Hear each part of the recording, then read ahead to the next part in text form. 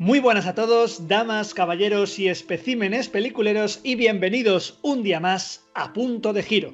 Bienvenidos al 7º capítulo del ciclo de fantasía y, de momento, el último, porque os vamos a traer sorpresitas en el canal que ya os iremos anunciando. Así que ya sabéis, acudid a nuestra comunidad de Twitter, que ahí os tenemos siempre informados, @cine.degiro, que, por cierto, es la misma comunidad de la que hemos sacado la opción que traemos esta semana, El laberinto del fauno, que es la película que os presentaremos hoy. Buenas tardes, Álvaro. Muy buenas tardes, pues aquí estamos, no os asustéis, es el último en un pequeño parón. Vamos a hacer un parón tanto de directos como de este ciclo de fantasía, porque vamos a traer algo muy interesante y que en el momento en que se publique este vídeo ya lo habéis visto, y si no lo habéis visto, miradlo, porque ya está por ahí rondando en Twitter, ¿vale? Así que va a ser algo muy grande y que nos va a mantener ocupados durante 7-8 días a full. Y nada, aquí muy contento de que haya salido esta película sorprendentemente compitiendo con películas ochenteras y noventeras, y por primera vez damos el salto al siglo XXI y nos metemos aquí con el señor del Toro a saco. Así que vamos a ver.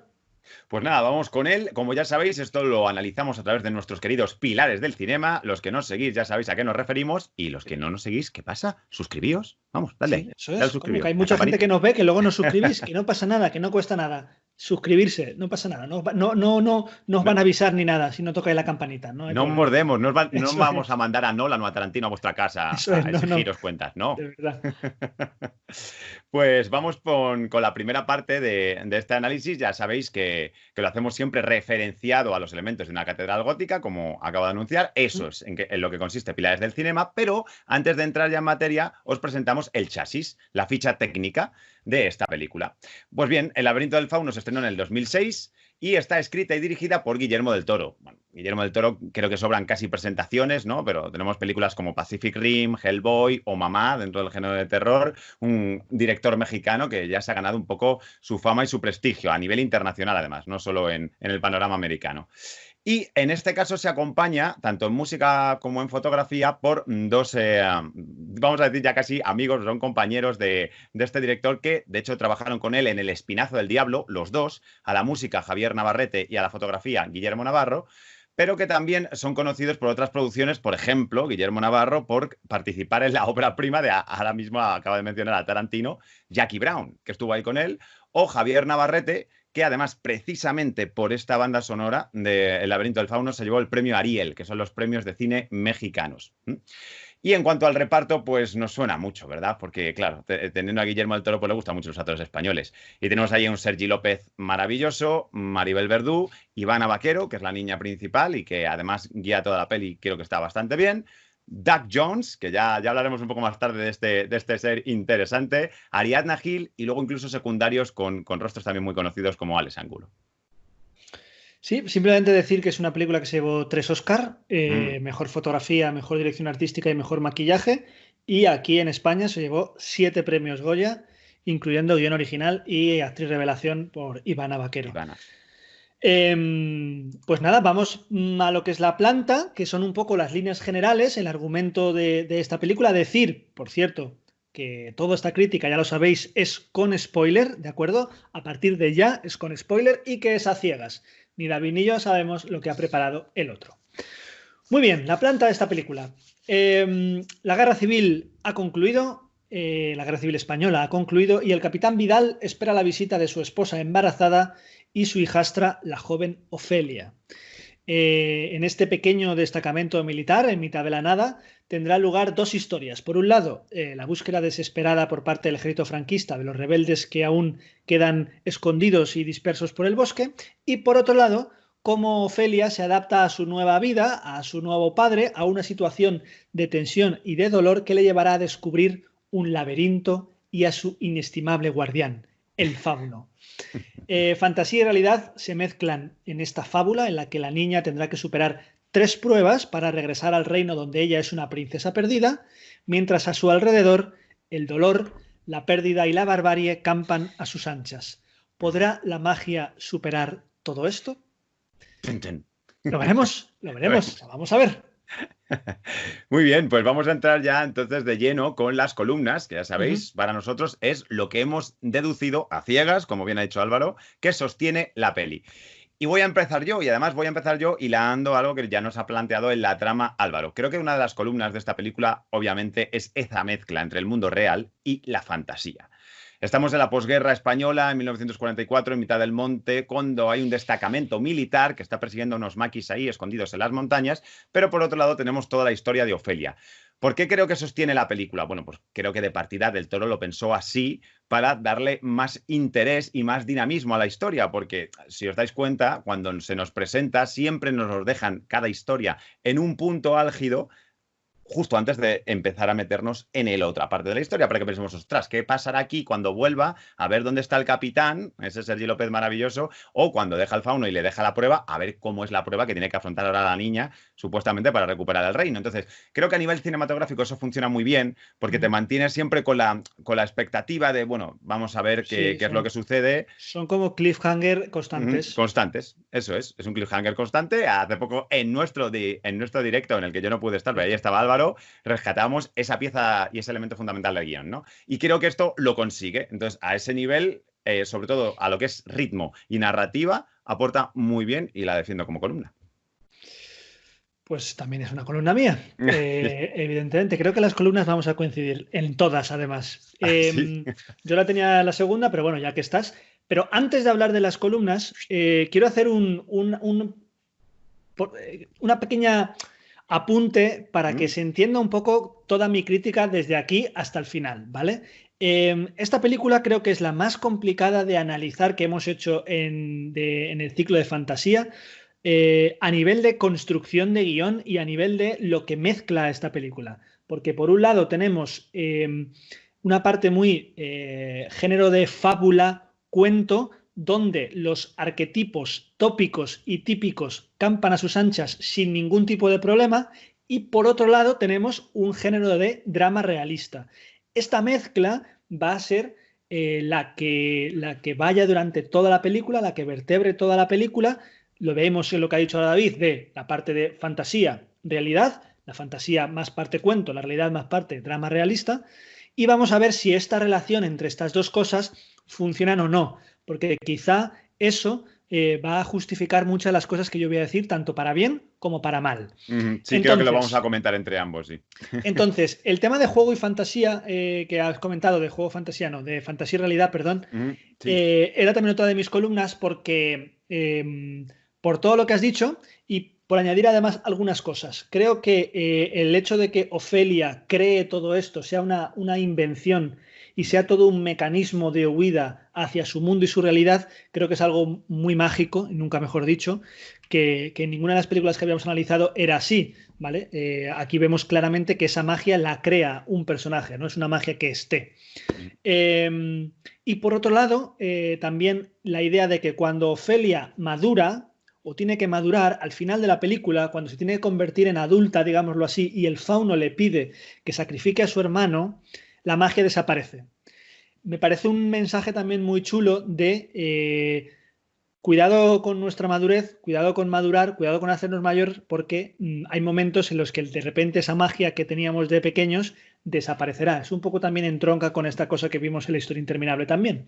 Y por último, también en esta parte de fantasía y realidad, una idea que está muy, muy, muy al final de la película y que para mí es lo mejor de la película, que es las huellas que dejamos en este mundo, sean mágicas o no, cuando nos vamos, cuando morimos, solo son visibles para quien sepa mirar. Esto me parece absolutamente maravilloso y una enseñanza súper chula que en este caso, en esta película, la ponen con lo que es la magia, pero que yo la trasladaría a lo que no es la magia. A lo que es un legado en condiciones. Efectivamente. Bueno, pues vamos a hablar ya de mi segunda columna, y esta segunda columna se le ha dado a la interpretación. ¿Por qué? Porque creo que los tres actores principales, vamos a hablar de de Maribel Verdú, de Sergi López y de Ivana Baquero, me convencieron muchísimo ante la cámara. Y es curioso porque estamos usando dos lenguajes muy diferentes, lo cual requiere, especialmente por parte de Ivana Baquero, que es la que va a ver más esa parte de fantasía, dos maneras de relacionarse muy distintas. Por una parte tenemos ese drama realista, que ya nos ha comentado Álvaro, donde creo que Sergi López hace un papel de persona con una serie de trastornos, una persona que está muy bloqueada por cosas de su pasado que van dejándote caer de vez en cuando, con el reloj del padre, con diferentes símbolos que van apareciendo y que le han marcado en ese carácter férreo, estricto, absolutamente dictatorial prácticamente, muy marcado en la etapa de España en la que estamos hablando. Y una Maribel Verdú que, bueno, suelen gustarle o le suelen marcar, sobre todo en la última parte de su carrera, en este tipo de papeles, ¿no? En las que, bueno, pues una persona sufridora, una mujer sufridora, que intenta, en este caso, en esta peli, ayudar, ¿no? A su hermano que está, pues, escondido en el monte para que no le cacen y que además le están cada vez cerrando más el círculo. Creo que esta es una actuación por parte de los dos muy contenida, en general, y además muy acompañada por la dirección. Los planos y cómo está montado cualquiera de, por ejemplo, la estancia del capitán con esos travelings en circular que hacen alrededor de él mientras se afeita, por ejemplo, se me viene un ejemplo, o todas esas escenas de Maribel Verdú en la cocina son muy maravillosas. Pero es que luego además tenemos a Ivana, que además se mete en ese mundo fantástico donde ya el despliegue visual es mucho mayor, pero es que ella sigue funcionando con ese elemento de inocencia, con ese elemento de descubrimiento y de aventura que nos mete un poco más en la acción de esta película y en ningún momento, y es difícil, suele ser complicado, especialmente con los actores infantiles, que funcione y con ella me funciona y la acompaño, vamos, de la mano. Bueno, pues en lo que estamos de acuerdo voy a hablar y en lo que no estamos de acuerdo me lo dejo para después. Vale. Mi segunda columna era el Capitán Vidal, tanto por el personaje como el actor. Y aquí me voy a lo que he dicho al principio de esta parte de tópicos, típicos, etcétera, etcétera. Está claro que esta película, por lo menos para mí, me lo parece, que apuesta más por un personaje antagónico que protagónico. Es decir, creo que hay más riesgo dramático en cómo está escrito el Capitán Vidal que los personajes protagonistas, tanto Ivana como Maribel Verdú, ¿vale? Cierto. Este intento de crear un monstruo muy humano me gusta porque se compara con esos monstruos que luego Ivana tiene, Ofelia, me voy a llamarlo por su nombre, que Ofelia tiene luego que enfrentarse en el laberinto. Entonces, eso me gusta, ¿vale? Cómo construye este monstruo. Y cómo lo hace todo muy explícito y gráfico. Todo lo que hace el capitán es brutal. Desde partir la cara con una botella a uno, desde en el minuto 15 de la película, a cómo se cose esa herida en la mejilla, todo es súper gráfico y todo es muy explícito. ¿Que es muy cliché? Sí, todo. ¿Funciona? Sí, porque estamos en el cuento, en esa parte de cuento o fábula. Entonces, en ese sentido, funciona o debería funcionar. Y en cuanto a Sergi López, pues creo que se echa a las espaldas el personaje más complicado de la cinta, porque además es un personaje con el que creo que tanto él como el director se aseguran de que nadie pueda empatizar. Volvemos otra vez con el tema de tópicos y dentro del género de fantasía o género de aventura, ese malo malísimo que es la encarnación del mal y que no tiene muchos dobleces. Este es el capitán Vidal y esto es lo que hace Sergi López y creo que lo hace muy bien a pesar de que está haciendo un cliché, pero es bastante convincente y bastante profundo dentro de que, vuelvo a lo mismo, es un personaje que en una fábula o en un cuento sería el lobo de Caperucita. Digamos que se mantiene plano, pero dentro de ese plano que le dan, lo aprovecha a tope. Sí, yo no creo que sea plano, creo que es un cliché, no que sea plano, sino que transita, sino que el personaje va transitando por ciertos puntos y tiene cierta personalidad que hemos visto en muchos malvados de cuento, que hemos visto en el lobo de Caperucita, que hemos visto en el gigante de Pulgarcito, que hemos visto en muchos cuentos así y fábulas que creo que es gran parte en lo que se inspira Guillermo del Toro, evidentemente, para esta película. Ajá. Muy bien, pues en ese caso, bueno, ya la otra parte que nos querrás comentar ya la veremos a posteriori, porque ahora vamos a entrar de lleno en vidrieras. Vidrieras, ya sabéis, los aspectos que nos han llamado la atención o que queremos destacar dentro de los aspectos visuales de la película. Así que, Álvaro, por favor, coméntame. Bueno, pues yo tengo la esperanza de que vayas a hablar de Dow Jones y del maquillaje, así que yo me he ido a otra cosa. Vaya, nos vamos conociendo. Así que yo me he ido a la fotografía. Porque creo que Guillermo Navarro hace un trabajo espectacular en la fotografía. Creo que es un Oscar bastante merecido. No sé con quién competía, pero creo que es un Oscar muy merecido, el de fotografía. Y sobre todo, yo dentro de esa fotografía destacaría la iluminación. me parece que la iluminación encaja perfectamente, además, dependiendo de la realidad, dependiendo del plano en el que estemos, ¿vale? Y va variando a lo largo del relato.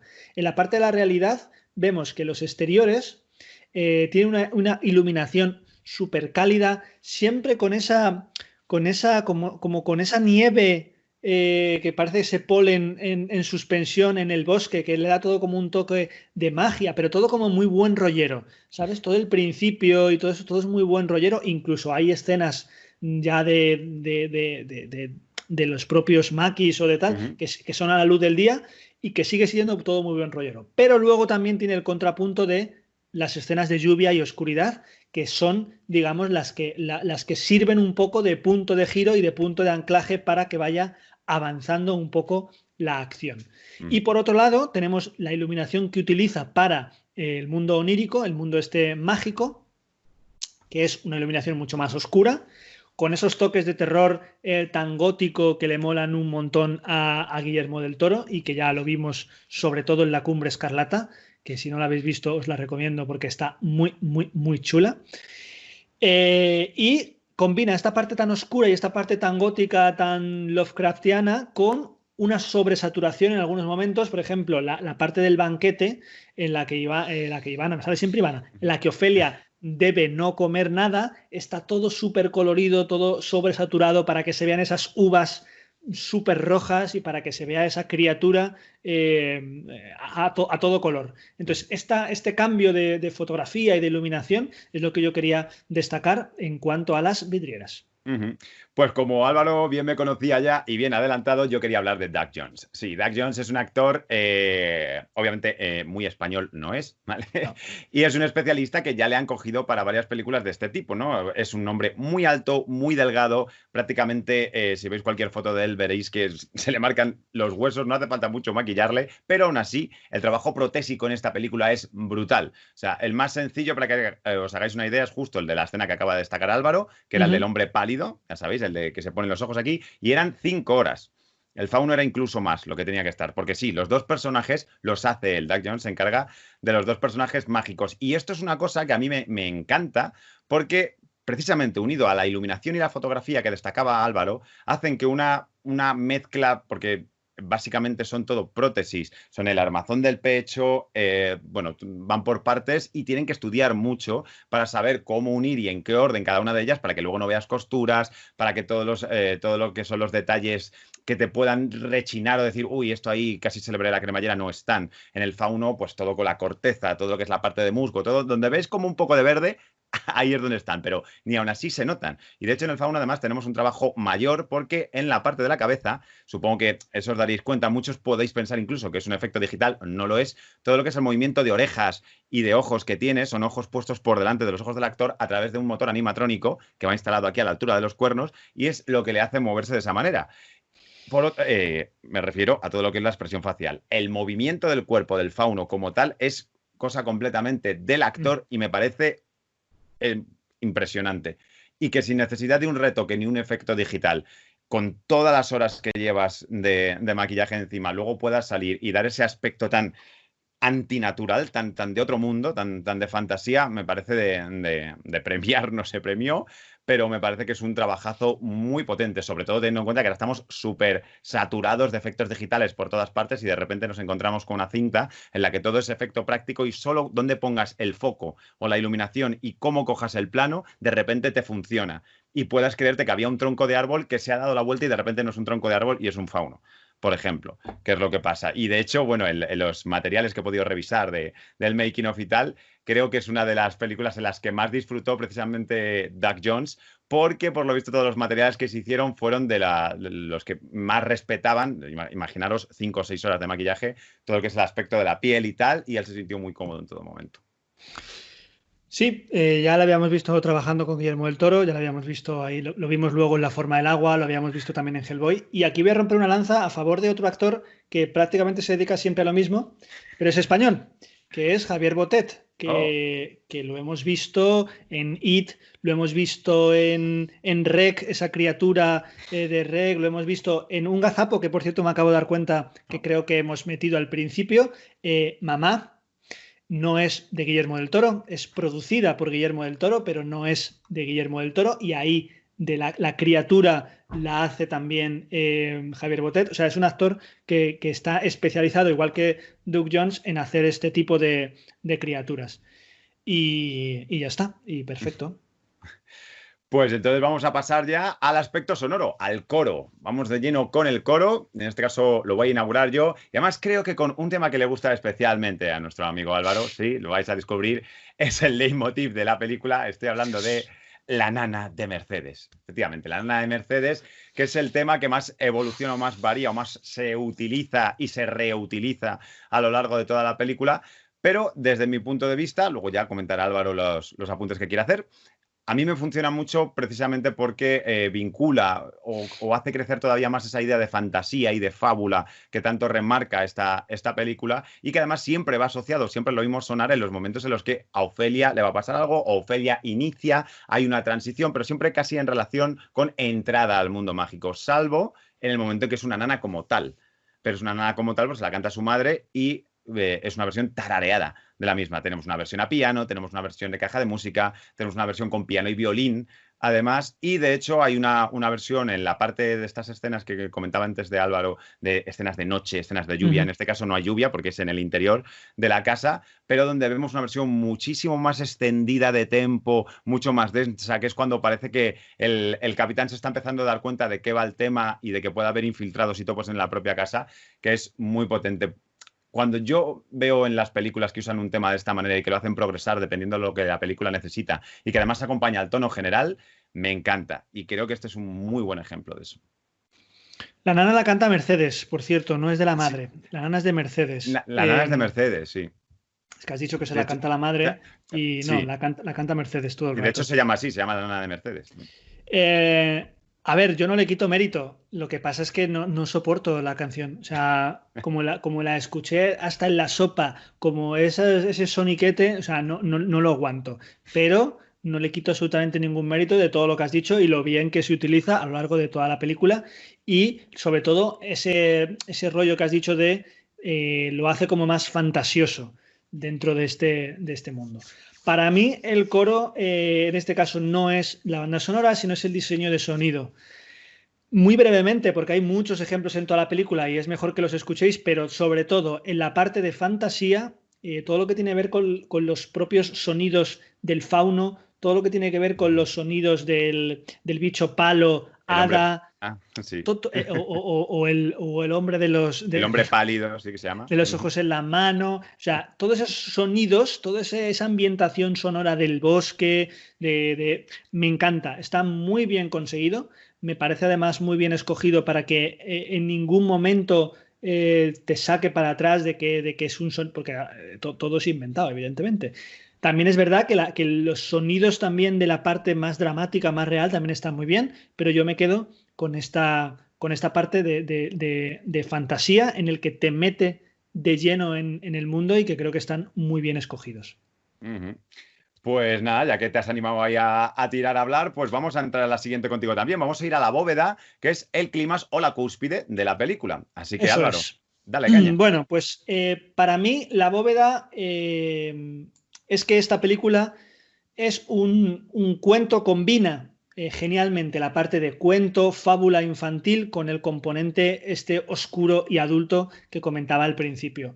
Guillermo del Toro fue muy inteligente en este sentido y puso un protagonista infantil que esto hace que pueda tener rienda suelta para su imaginación, para que los cortapisas de la magia y de lo que la inocencia que puede tener un niño puedan ir hasta límites insospechados, porque si el protagonista hubiese sido un adulto, esto hubiese sido mucho más raro. Y esto hace que lo cargue de este componente cuento que yo comentaba antes, cuentos clásicos de los Andersen o de los Grimm, con todos sus estereotipos a más no poder, porque realmente si nos paramos a analizar los personajes, desde la madre al capitán, a Mercedes, a todo, digamos, incluso el niño, el hijo pequeño, el hermano, no dejan de ser como personajes arquetípicos e ideas dentro de este universo de cuento, pero lo hace de una manera tan adulta y tan cruda que le dan un plus, ¿vale? Y eso también fue muy inteligente Guillermo del Toro al situar todo esto después, durante la posguerra de la Guerra Civil Española, porque ya le da el componente de que sea un protagonista infantil, le da ese componente mágico, y el componente de que esto sea la posguerra, la más cruda posguerra, le da ese componente adulto y ese componente brutal que necesita. Es decir, que muchas veces donde la elección de qué tipo de personajes queremos hacer y dónde queremos situar la historia nos ayuda un montón para contar la historia. Y en este caso creo que es así. Pues creo que hemos coincidido bastante porque en la bóveda yo también he seleccionado el personaje de Ofelia como el centro.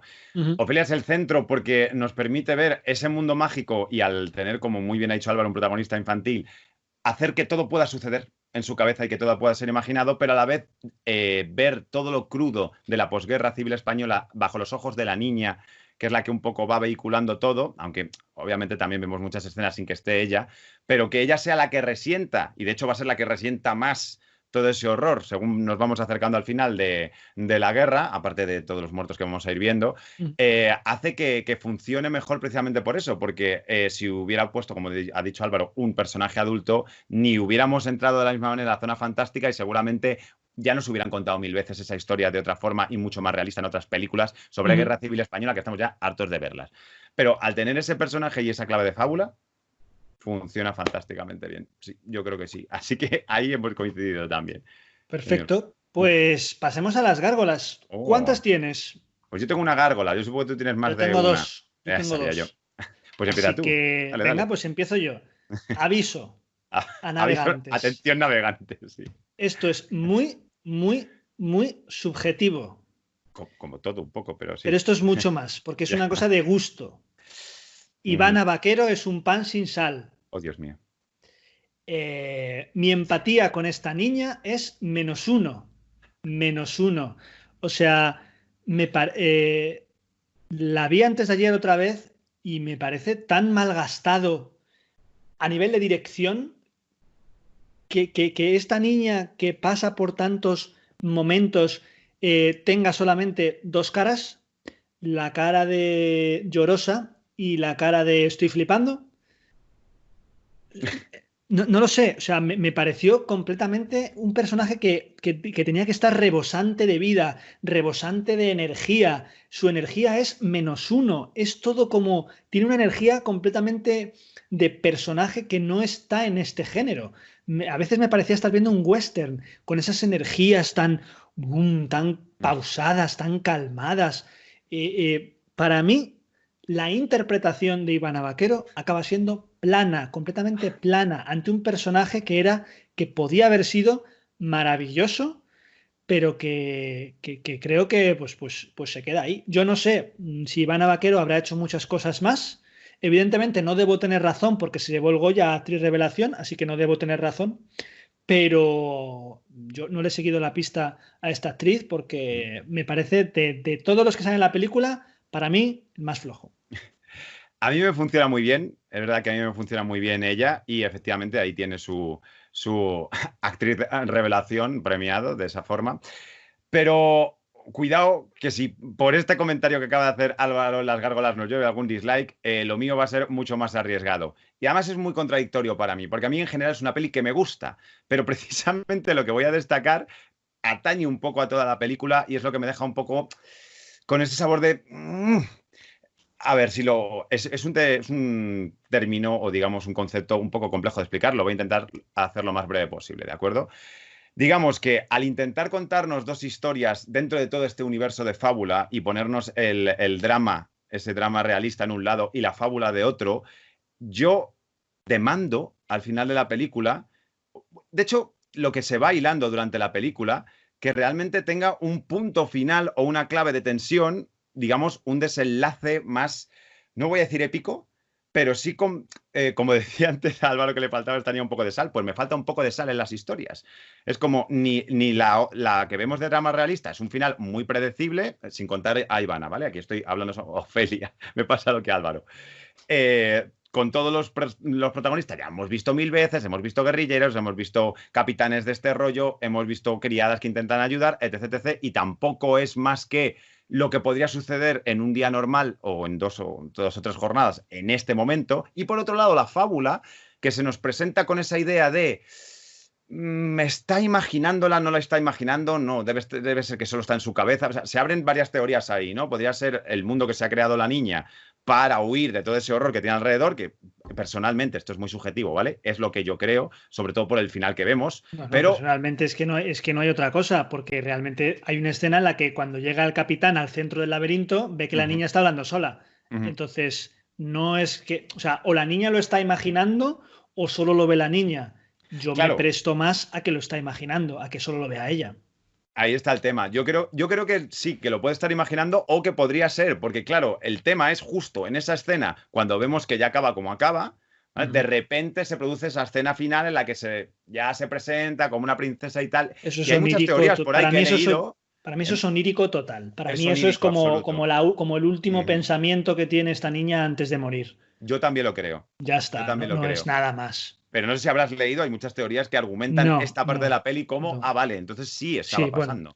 Bueno. Solo que los adultos, al haber crecido, no podían verlo, ¿no? Pero bueno, estas cosas. Igualmente, a esta parte también me falta como un punto más, porque de hecho hay un momento de la peli en la que de repente nos olvidamos, claro, bueno, por lo menos está justificado por guión, es decir, se supone que la niña ha fallado, entonces el fauno ya lo va a visitar y tenemos un metraje de casi 20 minutos de solo drama realista para que luego vuelva al final como diciendo, espérate, vamos a meterlo otra vez porque... Te voy a dar una segunda oportunidad.